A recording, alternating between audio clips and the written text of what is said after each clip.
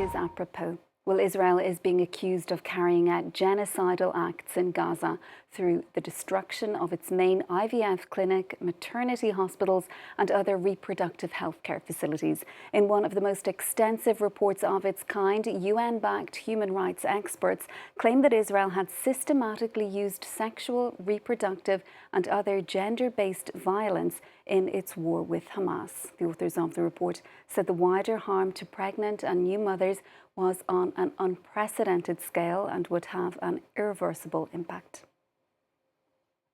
Our report finds that Israel has increasingly employed sexual, reproductive and other forms of gender-based violence against Palestinians as part of a broader effort to undermine their right to self-determination. It also concludes that Israel has carried out genocidal acts through the systematic destruction of sexual and reproductive healthcare facilities. The report documents a broad range of violations perpetrated against Palestinian women, men, girls and boys across the occupied Palestinian territory since 7 October 2023 that constitutes a major element in the ill treatment of Palestinians and are part of the unlawful occupation and persecution of Palestinians as a group. The UN also this week accused Israel of weaponizing humanitarian aid with its blockade of goods and electricity into Gaza. No aid has been allowed into the besieged territory since the start of this month, and electricity supplies were cut last weekend. Some civilians say they're now resorting to burning plastic to produce fuel in the rubble of their destroyed homes. Florent Marché has the details. This man is burning plastic to make liquid fuel. 15 months of Israeli bombardment and a blockade on deliveries of food, medicine, and other goods has forced Gazans to make do with limited resources. We extract fuel from refined plastic materials that contain petroleum. We derive gasoline and diesel from the plastic, though it's not 100% pure. It's suitable for cars, though. We manage with it since we live under occupation and siege.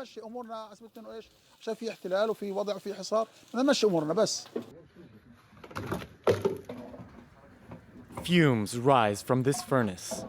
This man is only wearing a thin surgical mask to protect himself from the toxic chemicals released from the burning plastic.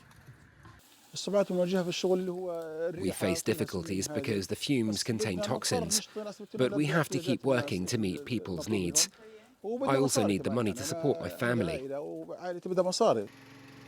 This taxi driver offers a reason for why Gazans might be looking for alternatives to conventional gasoline. The situation is very difficult now due to the high cost of fuel, and clients are also suffering because of increased transportation costs. As Gazans fill these makeshift furnaces with junkyard plastics, Israel continues to halt humanitarian aid shipments to the Gaza Strip and has cut off electricity to its 2 million residents. Well, for more, we're joined in studio now by Mara Bernasconi. She's Advocacy and Policy Manager for the Middle East at the HI Network. Mara, thanks so much for coming in to us this evening. We do appreciate your time. You have been to Gaza for the first time just a few weeks ago. We saw some of the conditions in that report. How are people living there? How was it to be there and to see that firsthand? First of all, thank you for having me. I was there for a few days, actually 10 days, at the beginning of February, when the ceasefire was in place since 2 weeks.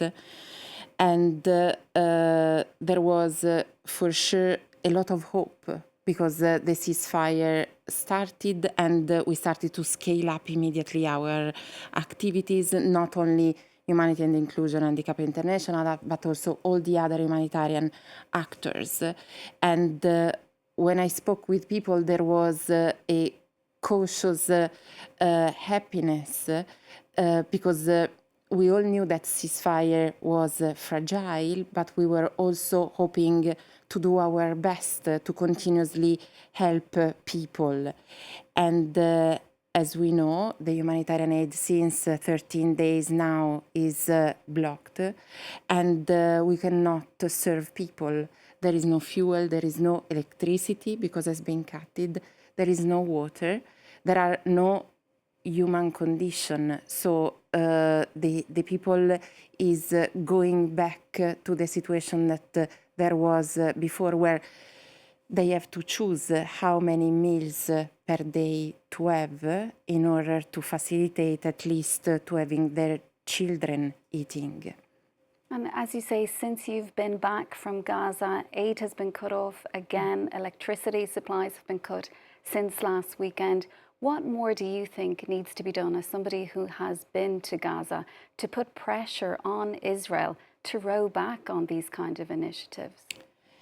Is exactly what my colleagues and the people I met were asking me. Actually, they were saying, what do you need at the international community level still to see or to hear? Maybe you don't see us enough. Maybe you don't consider us as human anymore, because there have been a lot of dehumanizing words and actions done. So why you're not acting?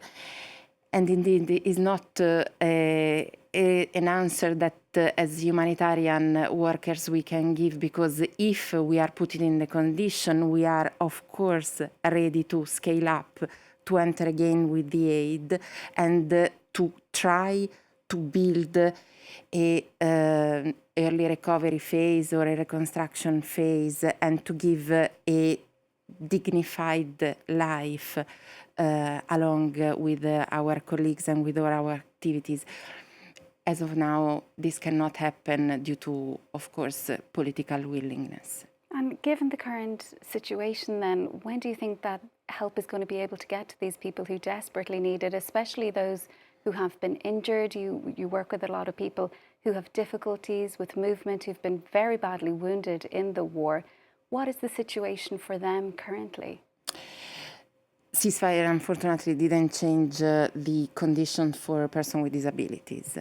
There are, for sure, the 25% of the people injured, and we are talking about 100,000 people injured. 25% of them will have life-changing injuries. In addition to the person with disabilities, that physical disabilities, we are not even considering the mental ones that were already in Gaza. So their situation, their condition are terrible. There are no medicines, hospital. The health system is not existing anymore. It's not only collapsed, doesn't exist. Medicines cannot enter. We are trying our best, because we were able to let, during the ceasefire window, to enter with our trucks with assistive medical devices. So elbow crutches, wheelchairs, air mattresses, kits for wounded people. So we were able to scale up and to increase the help, but of course, a person with disability, with a physical disability, cannot move on a wheelchair if everywhere there are rubbles. So ruins are everywhere, and the ruins are littered with unexploded remnants of war. So another additional threat posed to all the population. Persons with disability, of course, are living an additional challenge due to their vulnerability. And what kind of longer-term solutions are needed? Ceasefire. A ceasefire is needed, and to have a tremendous increase of humanitarian aid. Before October 2023, there were 500 trucks entering, humanitarian aid trucks, not commercial ones. And then last December, that was more or less the trend for the entire 2024, there were 73 trucks. Then the ceasefire happened, and we went back to the 500 allowed by the Israeli authorities. And the point is that we need more. We don't need to stop the aid, especially now, but we need, with a ceasefire, to respect it and also to respect the international humanitarian law and to let aid in. We need to do our job. We need to serve people. And Mara, you've also been to the occupied West Bank. You were there last year. Since then, is an ongoing Israeli operation there. Tens of thousands of people have been displaced. Where can they go? Nowhere. They don't have any place. They don't. I was in Jenin last year, last May, and to visit our partner. We have a physical rehabilitation partner center run by a partner, and nowadays I would never even be able to reach them because there are blockage, because it's completely impossible to move, especially in Jenin, as we know, Tul Karem, and people doesn't have any place to go. Mara, we'll have to leave it there for now. Unfortunately, we are out of time. We do really appreciate you taking the time to come into us this evening and to share your experiences and all your analysis there. That is Mara Bernasconi, Advocacy and Policy Manager for the Middle East at HI Network. Thanks so much. Well, do stay with us.